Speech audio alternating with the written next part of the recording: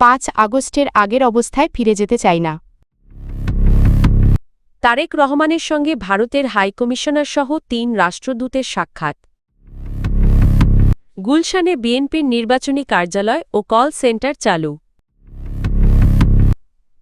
সোমালিয়ার সার্বভৌমত্বের প্রতি বাংলাদেশের জোরালো সমর্থন। নতুন করে শুরুর সম্ভাবনা নিয়ে আলোচনা করতে চাই। বিএনপির চেয়ারম্যান তারেক রহমান বলেছেন, হিংসা প্রতিশোধ ও প্রতিহিংসার পরিণতি কী হতে পারে তা দেশ ৫ আগস্টে দেখেছে। তাই দলমত নির্বিশেষে মতপার্থক্য থাকলেও আলোচনা ও সংলাপের মাধ্যমে সমস্যা সমাধানের আহ্বান জানান তিনি। শনিবার রাজধানীর একটি হোটেলে সাংবাদিকদের সঙ্গে শুভেচ্ছা বিনিময় অনুষ্ঠানে তারেক রহমান বলেন, বিএনপি আর ৫ আগস্টের আগের পরিস্থিতিতে ফিরে যেতে চায় না। যে কোনো মূল্যে গণতান্ত্রিক প্রক্রিয়া ও জবাবদিহি বজায় রাখতে হবে।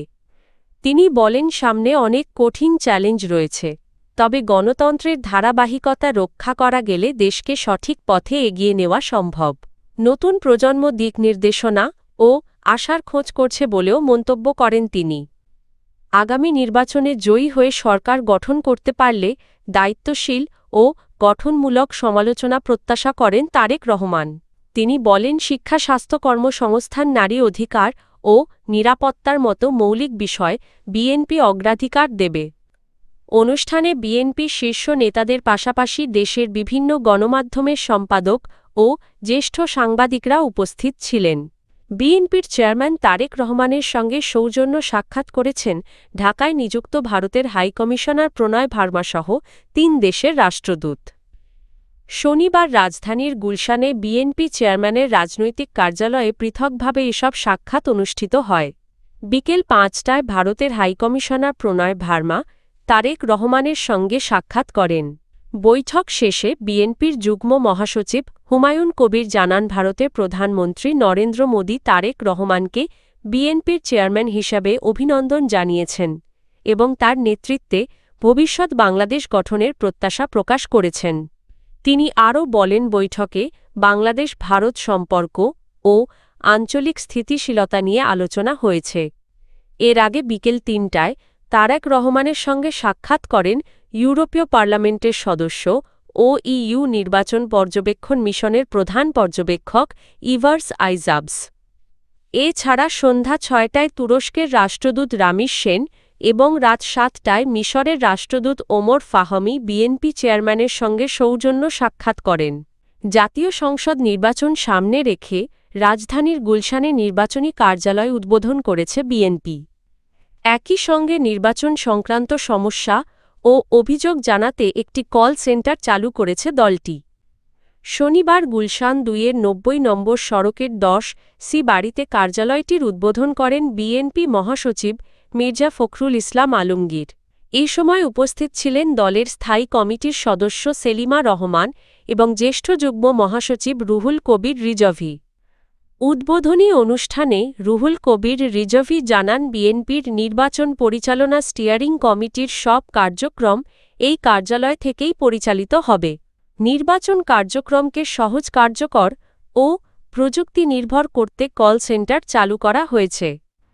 তিনি বলেন, আজ থেকে ১৬,৫৪৩ নম্বরে ফোন করে নির্বাচন সংক্রান্ত যে কোনো সমস্যা, অভিযোগ বা তথ্য জানানো যাবে।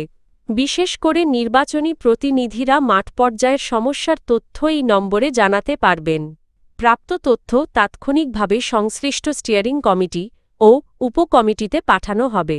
সোমালিয়ার সার্বভৌমত্ব ও ভৌগোলিক অখণ্ডতার প্রতি পূর্ণ ও অবিচল সমর্থন পুনর্ব্যক্ত করেছে বাংলাদেশ। সৌদি আরবের জেদ্দায় অনুষ্ঠিত ইসলামী সহযোগিতা সংস্থার OIC পররাষ্ট্রমন্ত্রীদের জরুরি বৈঠকে ইসরায়েলের তথাকথিত সোমালিল্যান্ড স্বীকৃতির সিদ্ধান্ত স্পষ্টভাবে প্রত্যাখ্যান ও নিন্দা জানাতে OICর প্রতি আহ্বান জানায় বাংলাদেশ। রোববার পররাষ্ট্র মন্ত্রণালয়ের এক সংবাদ বিজ্ঞপ্তিতে জানানো হয়, OICর পররাষ্ট্রমন্ত্রী পরিষদের ২২তম জরুরি অধিবেশনে বক্তব্য দেন বাংলাদেশের পররাষ্ট্র উপদেষ্টা মো.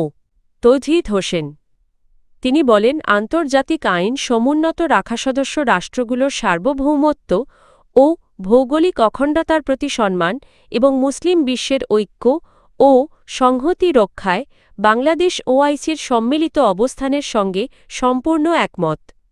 ইসরায়েলের এই সিদ্ধান্ত সোমালিয়ার সার্বভৌমত্ব, ঐক্য ও আঞ্চলিক স্থিতিশীলতার জন্য হুমকি এমন উদ্বেগ প্রকাশ করে বৈঠকে বিষয়টির আঞ্চলিক ও আন্তর্জাতিক প্রভাব গুরুত্বের সঙ্গে আলোচনা করা হয়।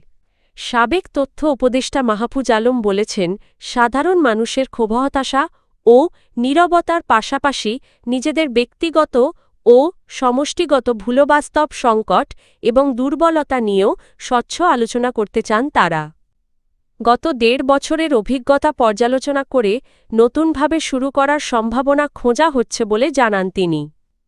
রোববার ফেসবুকে দেওয়া এক পোস্টে মাহফুজ আলম বলেন, নতুন উদ্যোগ নিয়ে আলোচনার পর গত ২ সপ্তাহে কয়েকশো ছাত্র ও নাগরিকের সঙ্গে কথা হয়েছে। একসময় যারা নতুন রাজনৈতিক কাঠামো ও বিকল্প শক্তির প্রতি আশাবাদী ছিলেন, তাদের অনেকের মধ্যেই হতাশা থাকলেও শেষ পর্যন্ত আবার চেষ্টা করার সিদ্ধান্তে পৌঁছেছেন সবাই।